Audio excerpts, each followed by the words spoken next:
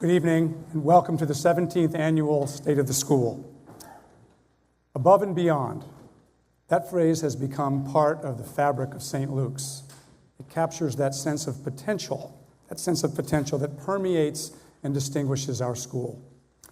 Now, we're going to be talking about potential quite a bit this evening, but first, I have the privilege of getting us started with my favorite State of the School tradition, the presentation of the Edward B. Blakely Distinguished Faculty Award. Named after the school's founder, the award goes to a teacher who exemplifies Mr. Blakely's founding values of excellence and character. And we try to keep this hush-hush until this very moment, so I'm bursting to tell you that this evening, the Edward B. Blakely Distinguished Faculty Award goes to John Shee.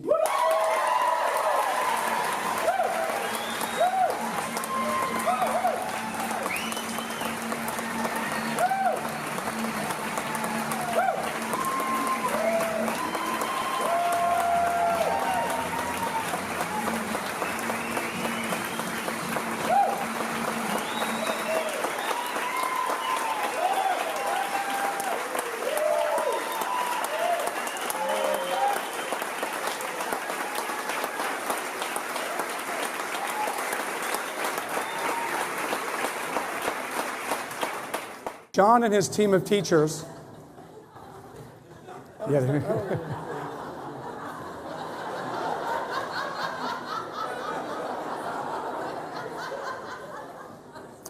John and his team of teachers have built an exceptional French program that consistently earns the highest rank possible from the American Association of Teachers of French.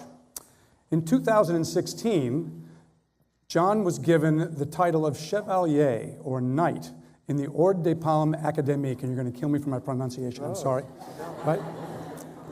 A distinguished recognition by the French government for the promotion of the French language and culture.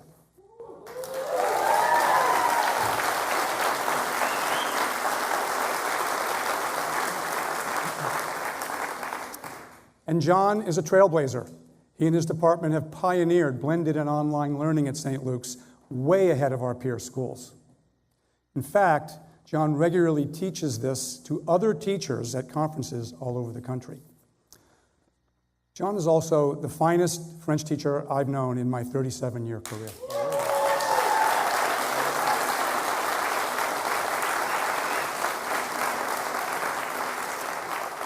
But John, as remarkable as your accomplishments are, these are the real reasons you're receiving this award tonight. Oh my God. Je n'ai jamais eu un tel prof de français, ou même un tel prof comme vous. Il y a plein de choses qui vous distinguent des autres. Votre chef-d'œuvre, le paquet vert, la Bible de la grammaire française que vous avez faite vous-même, votre salle de classe qui fait vivre les livres qu'on lit, les films qu'on regarde et les chansons qu'on chante, mais surtout votre enthousiasme et votre soutien. Vous avez créé un environnement dans lequel on se sent à l'aise. Vous méritez absolument ce prix parce qu'encore aujourd'hui, vous êtes un des meilleurs professeurs que j'avais déjà connus. Votre passion pour la langue française et votre énergie dans la salle de classe sont incomparables et je serai reconnaissant toujours pour l'inspiration que vous m'avez donnée d'étudier les langues constamment. Merci beaucoup. Merci pour votre dévouement, des services, passion et créativité. Aussi, merci pour 6 ans de mes conseillers incroyables et 2 voyages à Paris.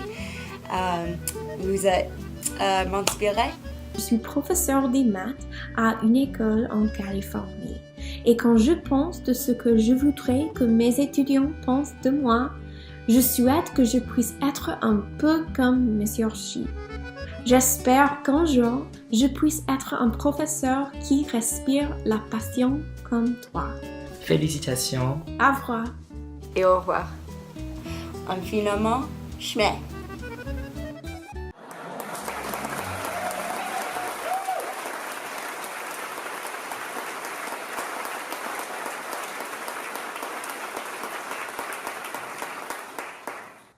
John, St. Luke's is lucky to have you. We love your creativity, your innovation, your endless enthusiasm, your flash mobs and music videos, and your wildly wonderful World Language Week. You are the epitome of an exceptional educator, Please accept this award with our deepest gratitude.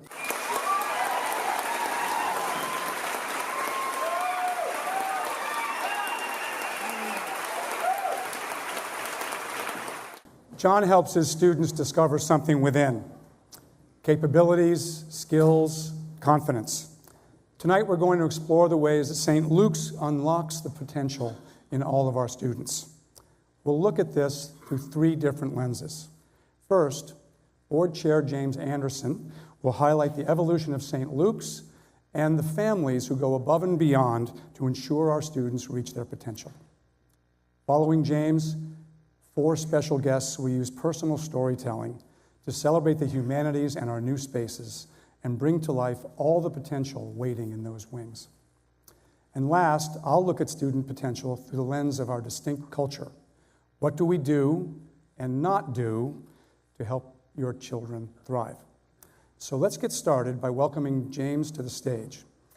In addition to serving as board chair, James chairs the Momentum Committee, the team charged with envisioning the St. Luke's of 2020 and beyond. James, come on up.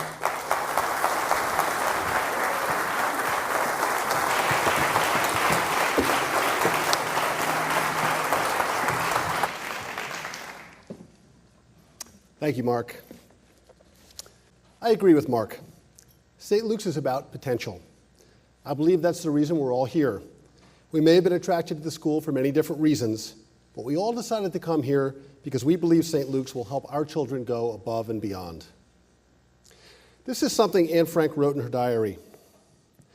Everyone has inside of him a piece of good news. The good news is that you don't know how great you can be, how much you can love, what you can accomplish, and what your potential is. I think the St. Luke's faculty carries a bit of Anne Frank's spirit in their hearts. A teacher like John Shee lets students know how great they can be. It's kind of sad, but I honestly can't remember a teacher from my middle or high school years that had the influence on me that John has on his students. And yet, everyone in this room can think of several teachers at St. Luke's who've shaped their children and helped them discover how much they can accomplish and what their potential is.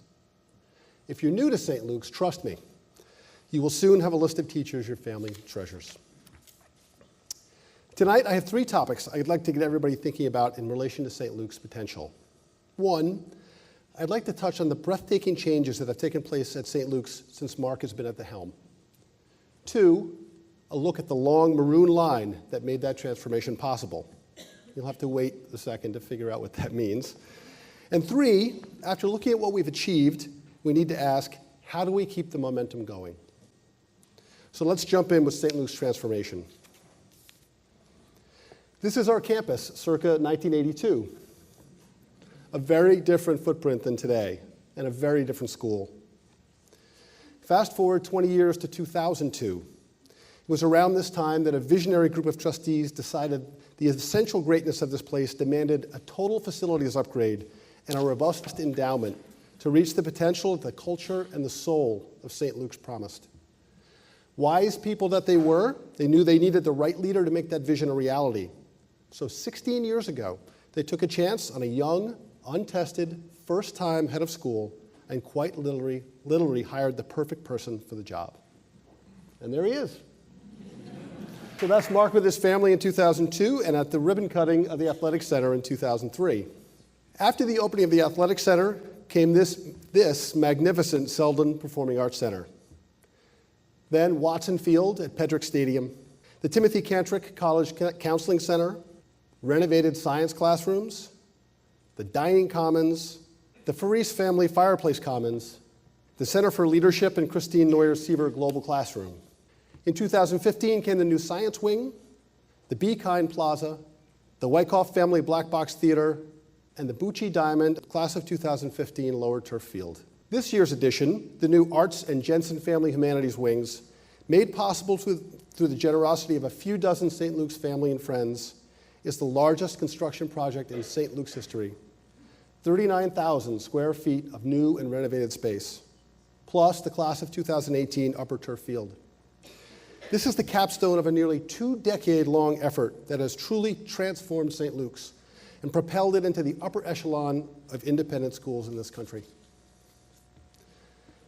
This campus is beautiful and visionary, but it's not the structures that have fueled our upward trajectory. It's what happens in those spaces that matters. What takes place between our extraordinary teachers and children in those spaces, the potential that's realized, that's the magic. Let's take a look at some of that magic.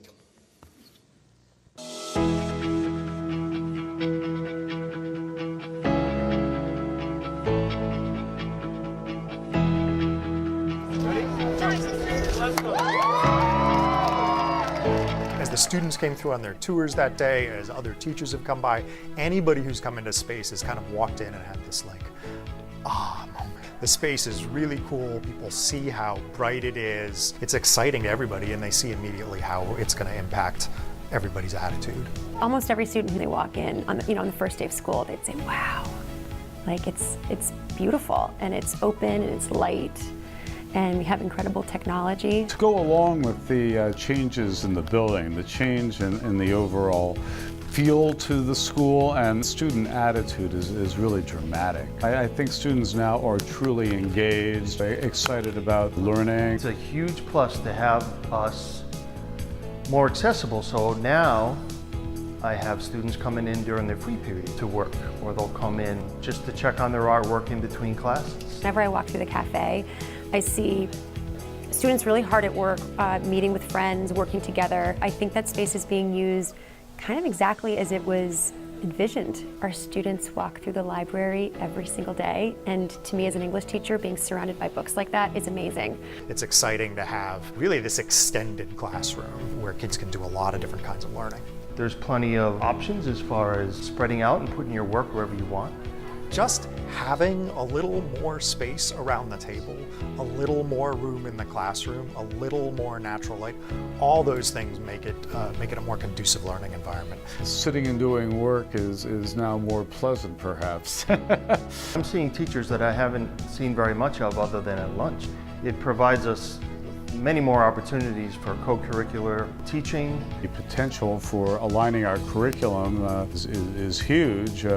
Before, we never saw the history department, and now, I see them every time I walk out the door. I've probably had more conversations with Steve Flaxbart in the first 2 weeks of school this year than I did the entire first semester last year.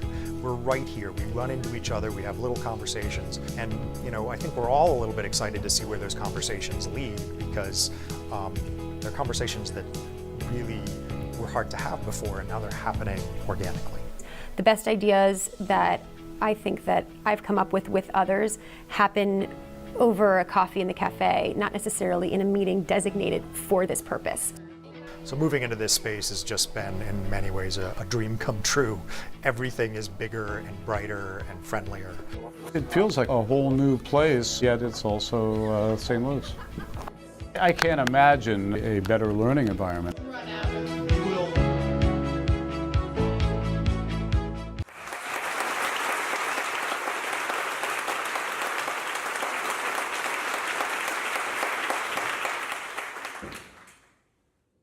It's particularly satisfying to watch a video about our newest space while standing in this Selden Performing Arts Center with Peter and Carol Selden sitting right in front of me.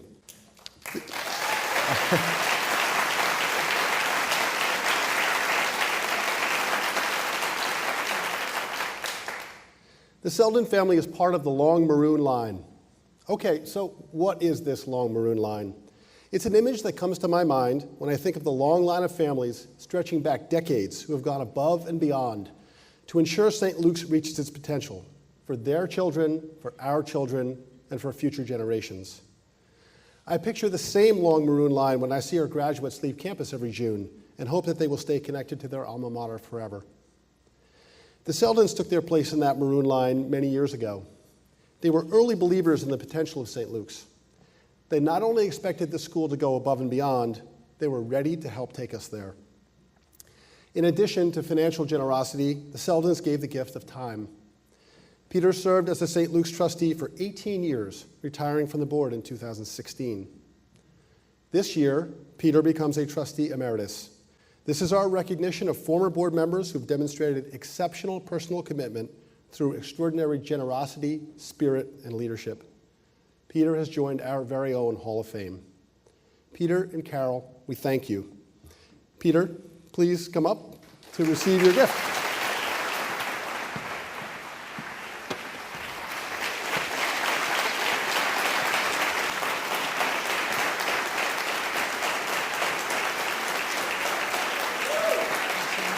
Thank you.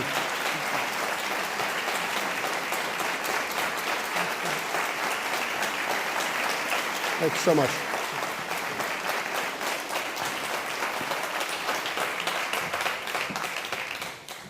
The Seldons and all the families that make up that long maroon line have brought us to the St. Luke's of today. The State of the School program you received walking in tonight contains key data points about the state of our school today. But I'd like to touch on a few things, including some impressive admissions data. We currently have 566 students at St. Luke's. Over the most recent 5-year period, we've had a 17% increase in students applying to St. Luke's. Impressive, as I said, and even more so when you consider that this is in an area with top public schools and top-notch competitors. Also in your program is our 2018 matriculation list. It was a simply stellar year. St. Luke's students headed out to many of the finest colleges, but more important, yes, Sonia, you're there somewhere, Sonia Bell. I know you're watching. Our students find the schools that are the right fit for them. As Sonia says, and she is right, knowledge is the prize. Your State of the School program also highlights the status and progress of our Momentum campaign, which brings me to my third and final topic of the night. The Momentum Campaign Committee has envisioned the potential of the St. Luke's of 2020, and we continue to work towards that vision, with the aim of engaging every St. Luke's family in the process. In other words, while the construction is finished, our work is not. We want our children to aim high, so we aim high. We have raised more than $23 million over the past 3 years toward our Momentum campaign goal of $36 million. In the next 2 years, we need to raise the remaining $13 million to ensure that our operational funding is secure, that our building costs are paid in full, and that our endowment meets the needs of an institution of our size and stature. This requires each and every one of us to take our place shoulder to shoulder in the long maroon line. During Mark's tenure, we have increased the endowment from just $3.3 million to nearly $32 million today. As truly impressive as this growth has been, we have more to do. The annual draw from our endowment accounts for roughly 3% of our operating budget. Our vision for the St. Luke's of 2020 is for the endowment to reach $40 million, thereby producing a revenue stream equal to nearly 5% of our operating budget. This is an important benchmark for us to meet on the road to our ultimate goal of endowment revenue funding 10% of the operating budget. Each dollar of growth in endowment enhances our ability to withstand economic downturns, slow tuition increases, maintain competitive salaries, and continue to innovate. Endowment growth is a direct investment in St. Luke's that supports the St. Luke's of today and tomorrow and honors the investments made by those visionary families who came before us. I said earlier that St. Luke's has risen to the upper echelon of independent schools, with the finest faculty, working with our children in the finest facilities. In endowment, however, we still lag our peers. As you can see very clearly here, we have some work to do. A robust endowment will allow us to make decisions from a position of financial strength and security rather than need. It will allow us to imagine the future while creating curriculum and programs that enable our children to thrive in it. Even as we have strengthened the school's future by growing the endowment, St. Luke's families have generated momentum year after year through the annual fund. The annual fund supports the daily life of students and teachers by helping to close the gap between tuition and the actual cost of educating each child. The State of the School traditionally marks the launch of the annual fund, led by Fund Director Kathleen Murphy and co-chairs Kristen Stakos and Amy Bibb. And for senior families, the Senior Gift, led by co-chairs Yoli and Glenn Finley and Carolyn and Sturgis Woodbury. Once again, we kick off 100% participation from the Board of Trustees, the Parents Association Executive Board, Administrative Council, and most remarkably, by faculty and staff, who in yet another...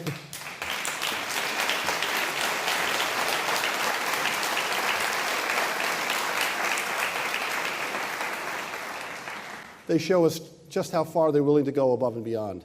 But I also want to add one other note. As I learned recently, the contractors at Sodexo, all of them also participated in the annual fund, which I think is really remarkable.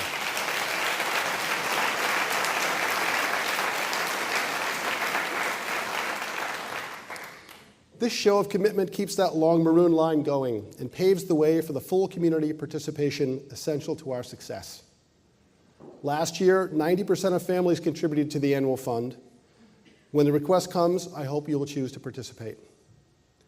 Thank you all for being here with us tonight. You are the reason St. Luke's will continue to go above and beyond for our children.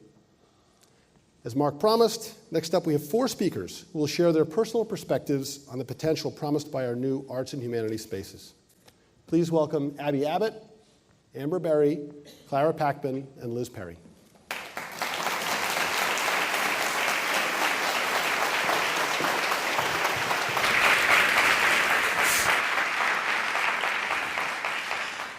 As a teacher, I love James's use of Anne Frank's Diary of a Young Girl. The beauty of her optimism and the heartache of knowing her fate touch me every time I hear her lovely voice through her writing. And in a way, that's what we are each here to talk with you about this evening. In honor of a new home for our arts and humanities studies this year, we would each like to share with you something that moves us, something that inspires us, something that makes us want to spread our love of learning. And I would like to start by telling you about a few of my favorite people. Harriet the Spy, Cassie Logan, Nancy Drew, Lucy Pavenzi. I heard an awe for Nancy Drew. I'll take that. Lucy Pavenzi, and of course, Scout Finch. Now, I was an extroverted child. I know that shocks you. And I played sports, and I did theater, and I watched a lot of Gilligan's Island like any regular kid. But I will tell you that when I was bored, it was books that I turned to over and over again.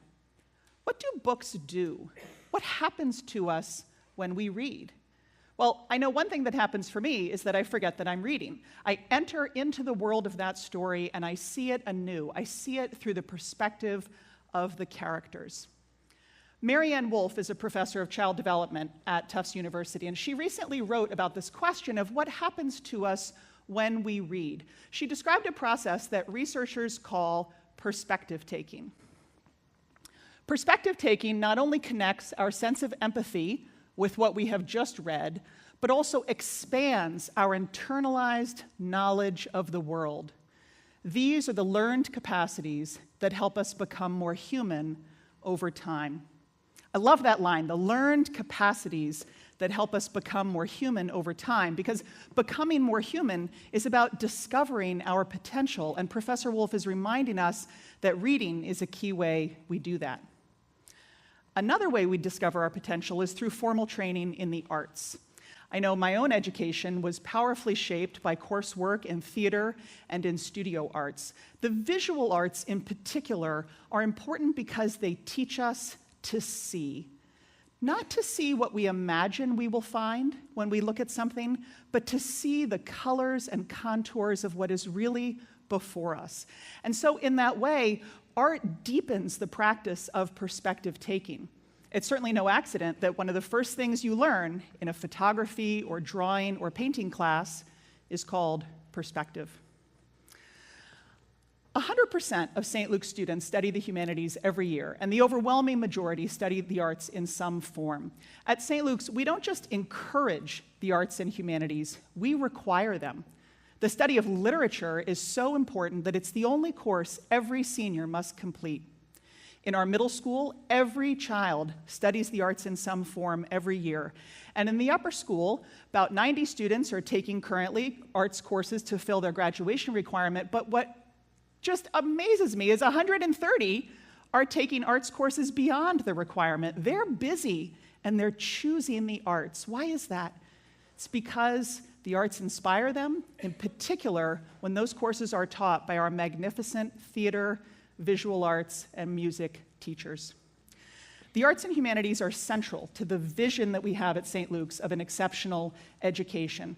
That's a vision that prioritizes learning to see, learning to encounter perspectives that are unfamiliar, and not just to encounter them, but to encounter them with equanimity, with clear eyes, with a sense of curiosity.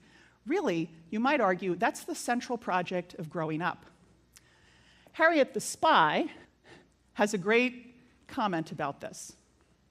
One of my favorite parts of this book is when Harriet is talking with her good friend Sport, you might remember him, and they're discussing what they want to be when they grow up. You know, I want to be a ball player, and if I'm not a good ball player, I'll tell you something, I'm going to be a CPA. What's that? You don't know what a CPA is? Sport screeched. No, said Harriet. She never minded admitting she didn't know something. So what, she thought, I could always learn. Sport may know exactly what he wants to be when he grows up, but I would argue that it's Harriet, with her St. Lucian love of learning for her whole life, that really is better prepared for the future. Today, students as young as 9 and as old as 19 are preparing for their futures in a stunning new arts and humanities wing. And I have to tell you, every time I walk through that new space, I feel my heart lift with the natural daylight pouring in and those long sight lines that let me take in the sweep of space. And I love the way that all the windows into classrooms make it seem like I'm walking through some Harry Potter moving picture story. We built that space to honor the purpose of the humanities and the transformational power of the arts in education. In those spaces, we foster perspective-taking, and we cultivate in our students those learned capacities that will help them become more human over time. Thank you very much. It's my pleasure to introduce Amber Berry, the head of the middle school.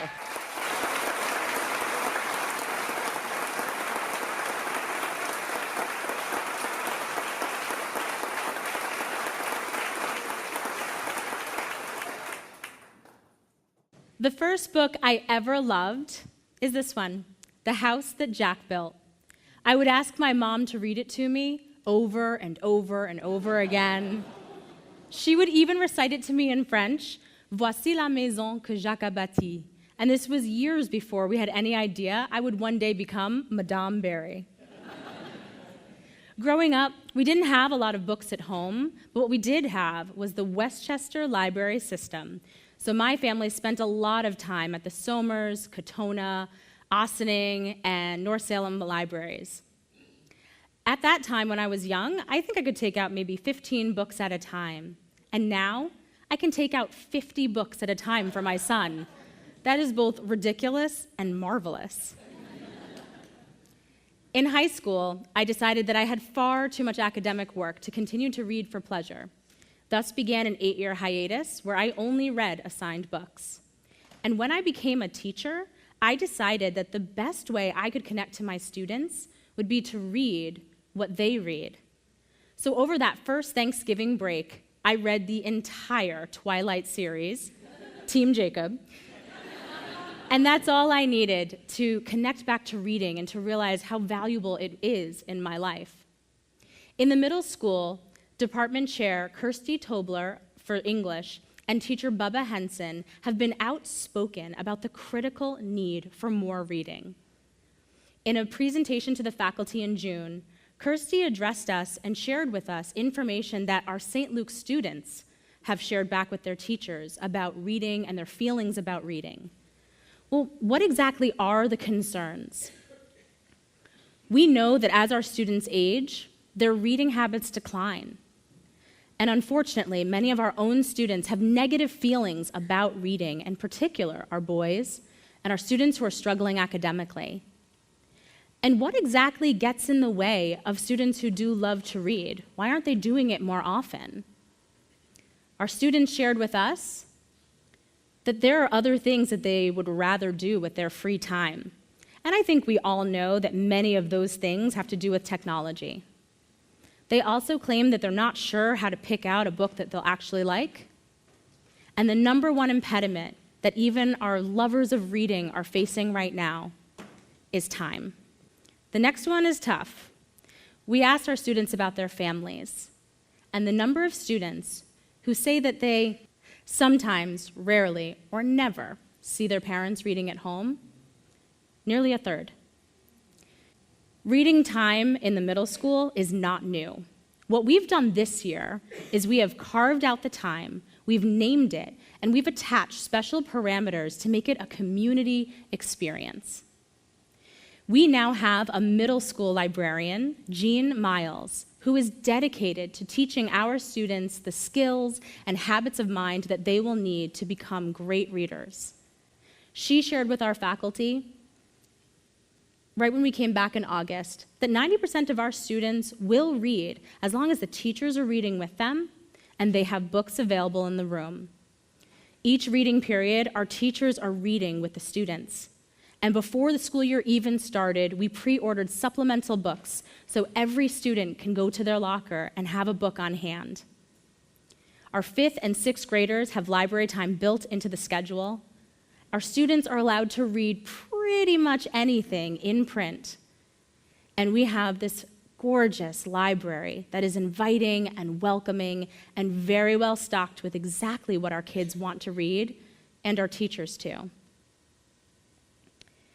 So how is it going? In a recent faculty meeting, we were talking about the new schedule, and in reference to reading time, math teacher Nancy Walsh said, "It's a blessing," and the middle school teachers burst into applause. How is it going? We're finding that at the end of reading period, we have to remind our students a few times to close the books because class needs to begin. Our teachers are commenting that our students who are usually a little more restless day to day are really focused, noticeably focused after reading period. A calm, quiet, meditative state falls over the middle school 3 times a week from 8:50 to 9:10.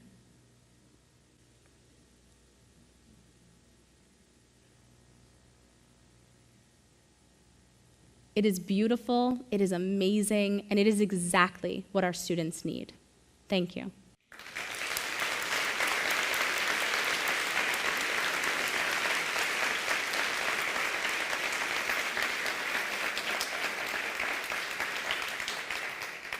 It is my pleasure to introduce history teacher extraordinaire and 9th grade class dean, Abby Abbott.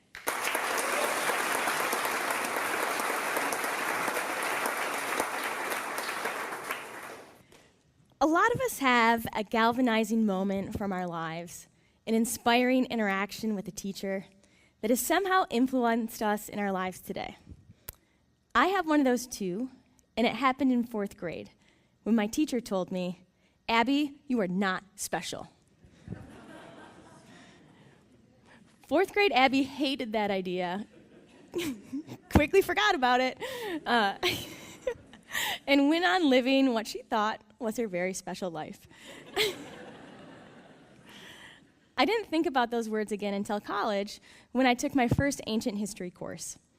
The more and more I read about past lives and past stories, the more commonalities I saw, and I realized that that teacher was right. If we think of special as meaning unique, then none of us are special at all. That kind of sounds pessimistic, but I actually find it reassuring that Babylonians had hopes and dreams, and Persians had best friends, and Egyptians fell in and out of love. Not unlike us, really, at all. That despite immense spans of time and space and vast cultural differences, the universality of the human story continues and ties us all together. Most students are really interested in learning about these stories as long as they have access to them, as long as confusing texts, difficult translations don't constitute obstacles to their understanding. Students also lose access to history when they see the past and the present as distinct, or they don't see themselves or their stories reflected in the past. Over time, I've realized as long as we can package history the right way, students can't help but see those commonalities, and as a result, become interested in the discipline. And while I certainly use traditional teaching methods in my class, one of the more engaging ways I package history is through the use of technology. But just as students often find the past and the present as being distinct, they also see STEM and humanities as being at odds. But here again, we can use these two seemingly different things to illustrate the commonalities of the human story. So when I craft a lesson, I often think, how can I use technology to give kids access to history? And so what better way to teach the drama, the scandal, the intrigue of the ancient Roman political system than the drama, the scandal, the intrigue of the group text?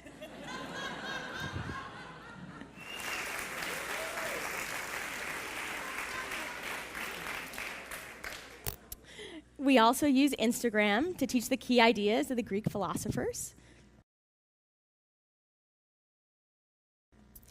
Even Spotify has something to offer. Think, if Darius had a playlist, what would be on his playlist and why? Who would his friends be? We also animate ancient works of art to hear from the protagonists themselves. I'm Alexander III. Most people call me Alexander the Great. Or take the Epic of Gilgamesh, arguably humanity's oldest recorded story. At its core, this is a story about two best friends, overcoming obstacles, fighting magical beasts, ultimately trying to save a princess. There are other facets to this story too, but at the end of the day, this is a story that's meant to entertain. And students already know this story quite well, but they know it as a video game, and they know it as Super Mario Brothers. But to make this jump, students often need help bringing the text to life in a relatable way. So we code, we design, we play a video game based on the Epic of Gilgamesh. Before his voyage, Gilgamesh is given a gold medallion by Ninsun, as represented by the gold coins. So in this way, our students are entertaining themselves with the same story that Iraqi children used over 5,000 years ago. Now, if you're thinking that I've made all these templates and I've found all these cool apps by myself, I have to stop you there and give credit to a really good friend and one of our academic technologists, Matt Bavone,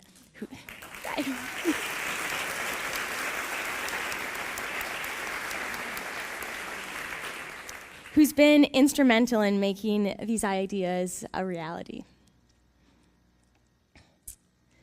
I said earlier that students often lose access to history when they don't see themselves as a part of it. So every year, we take the entire 9th grade to the Metropolitan Museum of Art. In the weeks leading up to the trip, students are assigned one work of art. They compile their findings into a 1-minute audio track. We take those audio tracks, turn them into playlists, and then students use them as audio guides as they navigate their way around the museum. You're probably looking at this Greek helmet thinking, what makes this so special? Why is this piece of artwork so different from the ones that I'm going to look at today? So students are standing in front of works of art. They're simultaneously getting to hear themselves and their peers be historians amidst one of the greatest collections of art in the world. This project invites them, it actually obliges them to see themselves as part of it, part of that shared experience and part of that museum that seeks to preserve and transmit its ideals. So I'm back to that inspirational quote from my 4th grade teacher. She was right. None of us are special as individuals, but we become special when we, as individuals, participate in that shared human story. But it's impossible to participate when you don't have access to that history, to our history. I hope the way I use technology in the classroom does just that. Moreover, when students have access to history, they're taking the first steps in practicing kindness and empathy and tolerance and community. In other words, technology is not an end in its own right, but it's a means to an end. And that end is showing our students the interconnectivity of this very special human story. Thank you.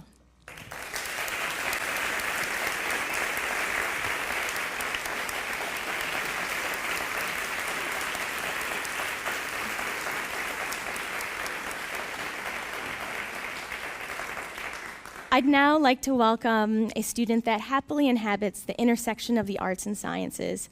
Please welcome Clara Packman.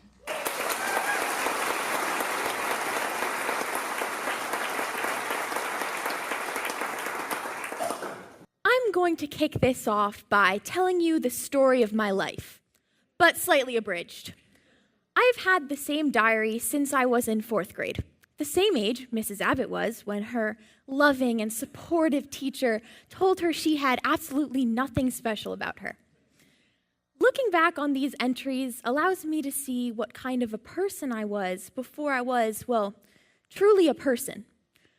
I will admit that the vast majority of these entries consist of embittered proclamations of hatred directed towards my little brother Sam, such as this one, which reads, "Dear Diary, I just hate Sam. I want to rip his stupid little face off his stupid little head.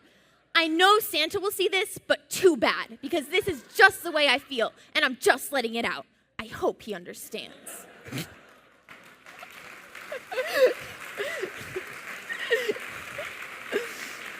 Well, if I look past this content that is entirely inappropriate for school, I come to the realization that I had 3 main interests as a kid: books, poetry, and video games.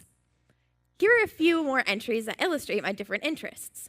Well, these also really reference my hatred for Sam, but you can see that this one ends off with, "I'm going to look for my poetry notebook now." And this one talks about, "I'm going to go write a story." And this last one here celebrates my love for Pokemon. So as a kid, when asked the question, "What do you want to be when you grow up?" you can imagine I cycled through a variety of answers. Throughout elementary school, it was an artist. In middle school, it was an author. And at the end of middle school, I took a drastic turn. I decided I wanted to be at the forefront of designing virtual reality technology in desperate hopes of one day being able to transport myself into a fabricated version of the Pokemon world.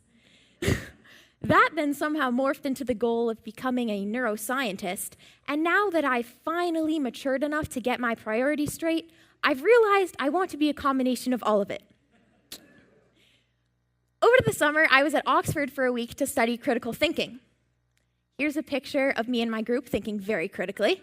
Anyway, I was talking to one of the administrators, and when I mentioned to him that I wanted to combine engineering and art/literature, he looked at me like I had just dissed the Queen and proclaimed, "They're incompatible." I couldn't help but firing back by saying, "No, they're not, and one day I'll prove it to you." I firmly believe that an English student can still be a math whiz, and a chemistry major can be a brilliant artist.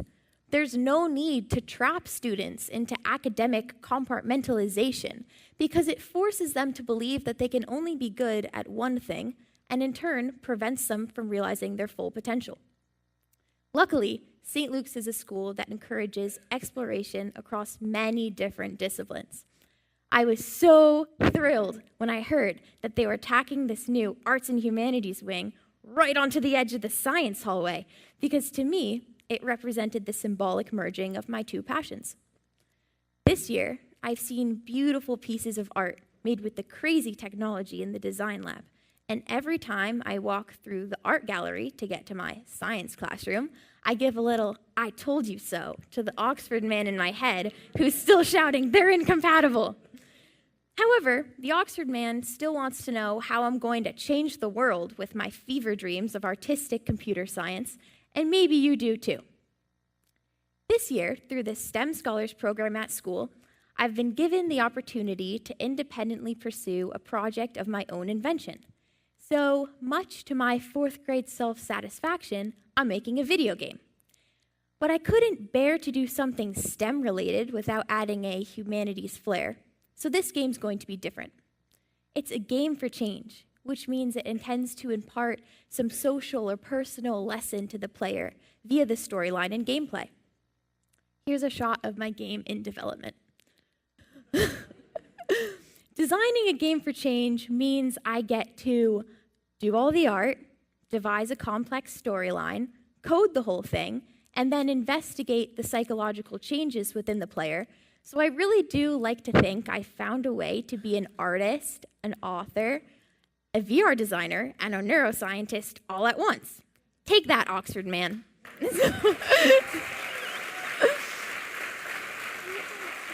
Thank you. I want to I want to end this off by saying it's truly not every day you find a place where you have the freedom to be both an engineer and an artist, or a scientist and an author, or all those things meshed into one crazy amalgamation. Fortunately, I'm lucky enough to be at a school where I'm able to not only explore all these passions, but to combine them into something that allows the incompatible to become compatible. So, when my game tops charts, I will absolutely have St. Luke's to thank. Thank you.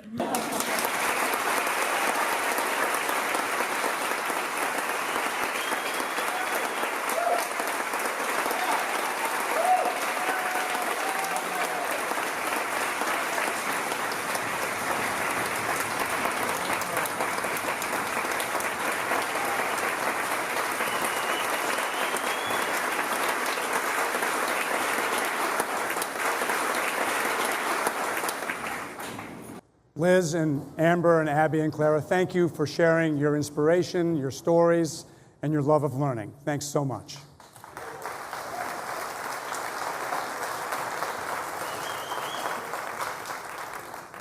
In a moment, I'll wrap up part 3 of our evening with a discussion of student potential through the lens of culture. But before we move on, it's important to take a break from absorbing information.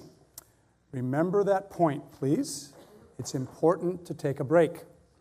Sit back and prepare yourself for a relaxing and beautiful musical performance. John Solomon was a 5th grader in 2002, also my first year at St. Luke's. John thrived in the St. Luke's music curriculum, taking part in all of the school bands on keyboard, in AP music theory, and with Mr. Griffa in a one-on-one music history class. He graduated in 2010 and attended New York University as an undergraduate. He went on to earn a Master of Music degree in harpsichord performance from the School of Music at Yale in 2017 and is currently a Doctor of Musical Arts student at Yale. Tonight, he will play Joseph Haydn's Capriccio in G major. Please join me in welcoming John.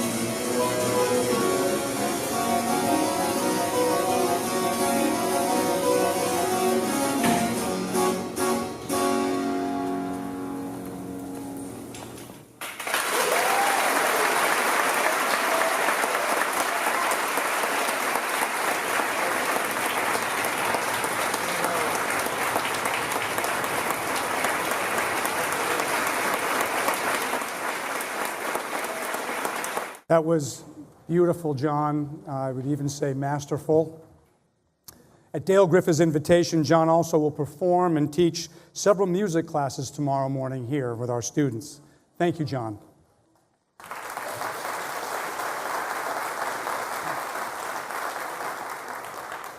John's music pleases the senses and the soul. If you're like me, it was also relaxing. And it gave you a chance to reboot and get ready to receive this last part of tonight's program, Unlocking Student Potential Through Culture.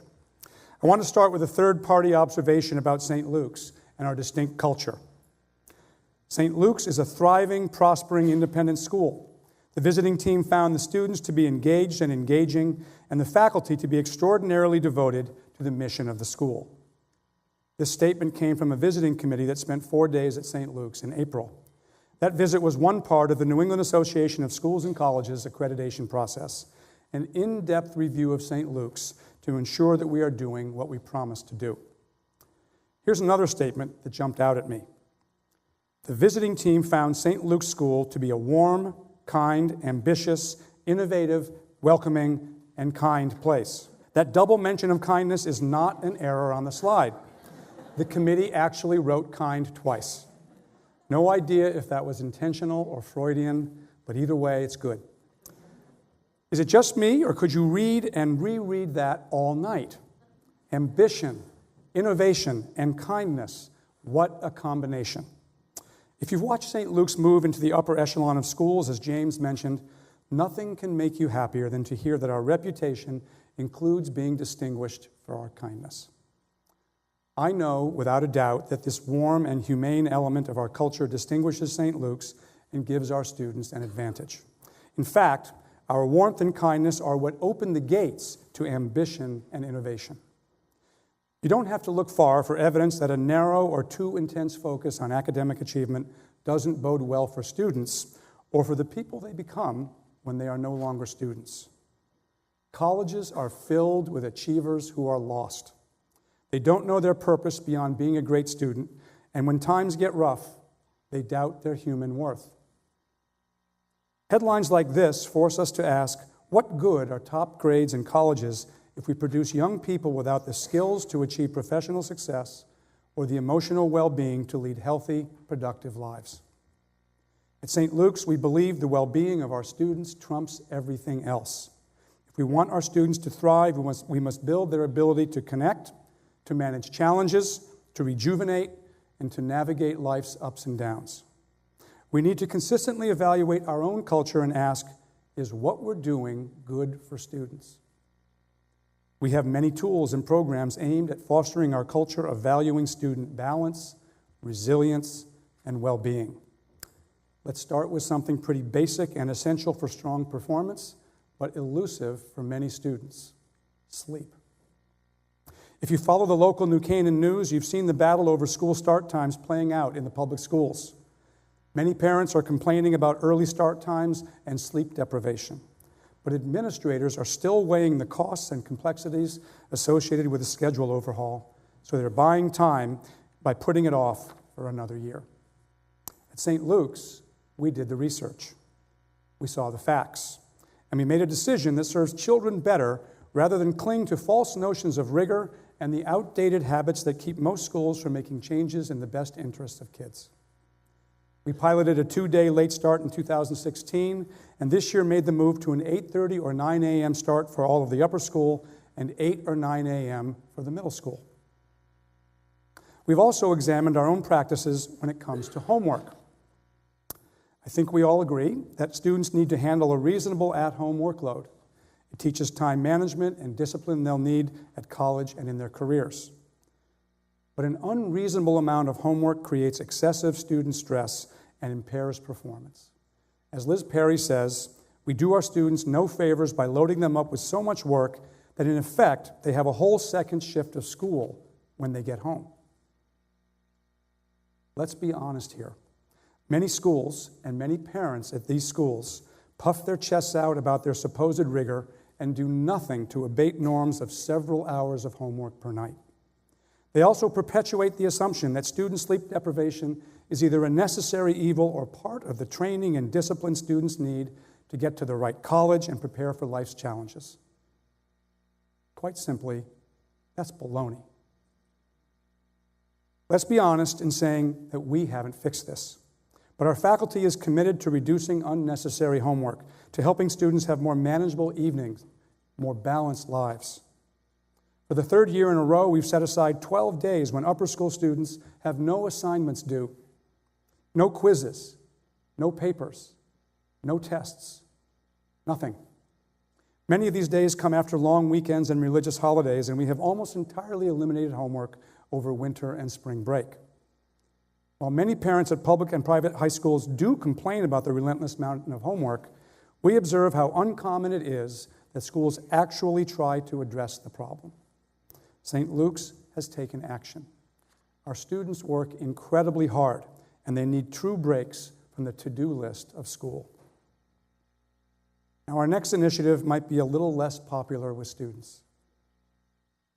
Following the lead of a long-standing middle school approach to cell phones, the entire student body, 5th through 12th grade, now has a limited access policy. The limited access policy allows students to bring phones to school, but requires that they keep phones in their lockers during the school day. Again, we looked at research. Then we did a trial last year with the 9th grade, and we evaluated our own firsthand experiences. When we asked what's best for our students, the answer was clear. Less distraction and more human interaction are best for our students.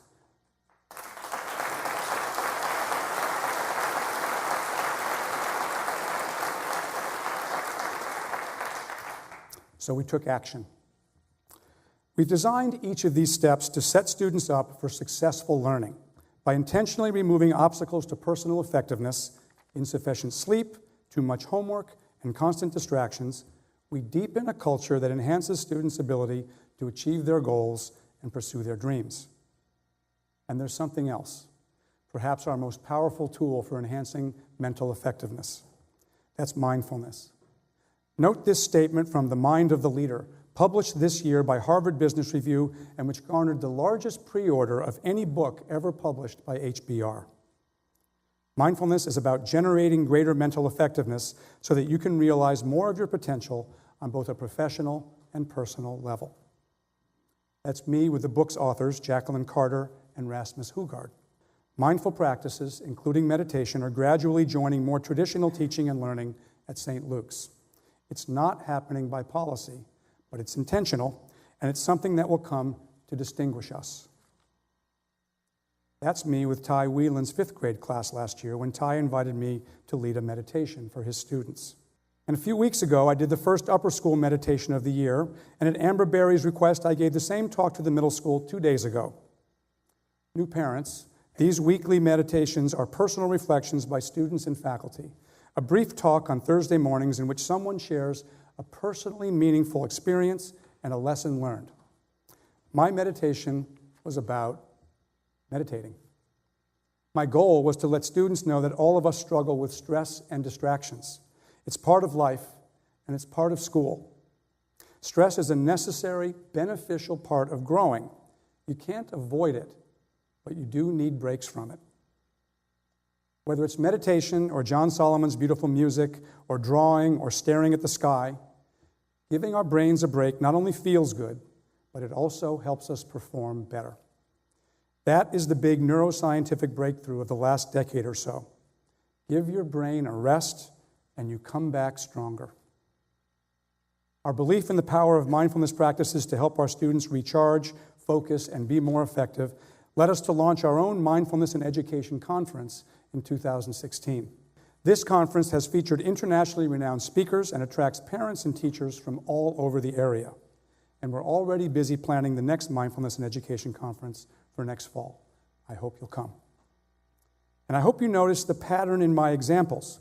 When it comes to the well-being of our students, we listen, we watch, we explore, and we research. We ask what is best for our students, and then we take action. I said earlier that the humane aspect of our culture gives our students an advantage in reaching their potential. Fostering the best human qualities in our students, compassion, tolerance, and understanding, and giving them the tools to care for themselves, sleep, time, balance. This is what allows them to be and to become their best selves. This is what takes them above and beyond what they ever thought possible for themselves when they first walked through our doors. I want to close tonight with insights from 6 class of 2018 graduates. All began their St. Luke's experience in 5th grade, which means we had the pleasure of seeing their potential blossom as they gradually grew up before our eyes. I can remember the first week of St. Luke's like it was literally yesterday.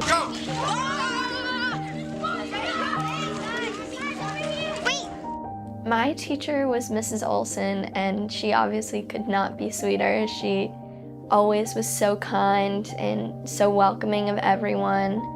I think she set up this culture within the classroom of kindness, and so the people that were in that class with me, I'm still super close with, and I think we will always have that.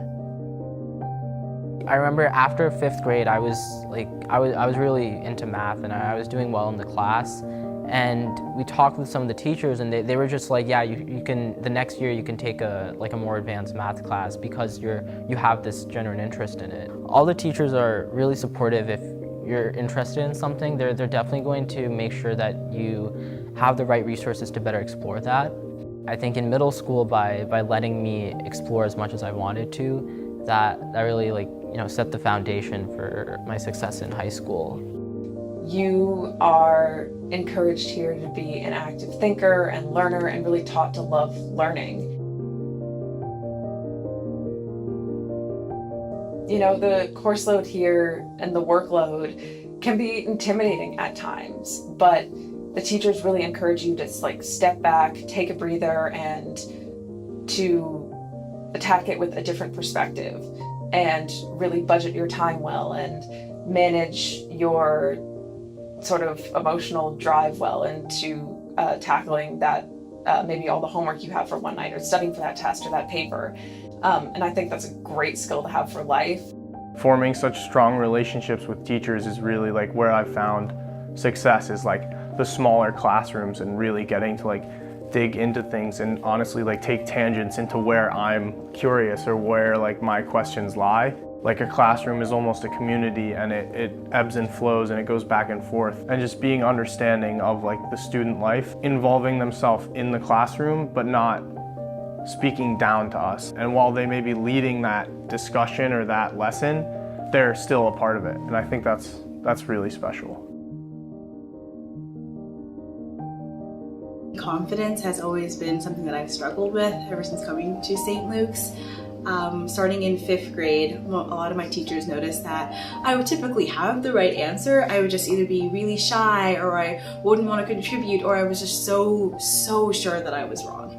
And throughout a lot of the years at St. Luke's, they've always told me, you just need to be more confident, you know what you're doing, just believe in yourself. Our teachers are really there for us. My teachers have been my support system, my advisors. They tell me when they think I'm taking on too much, and they've been my friends. And I think that allows us to take risks where we wouldn't be able to in another environment. You can try new things, do something that pushes the envelope a little bit in your classes, and create opportunities for yourself without worrying about people judging you. Everyone here is so supported in anything that they do, and I think that lets everybody find an outlet where they can express themselves, and that's really important. It makes a very diverse and interesting student body.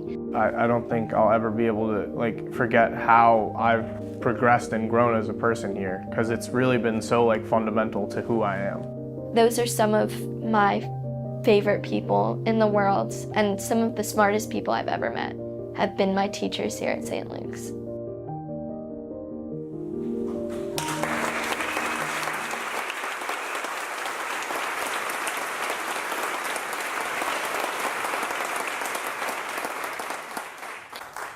Above and beyond. Good night, St. Luke's.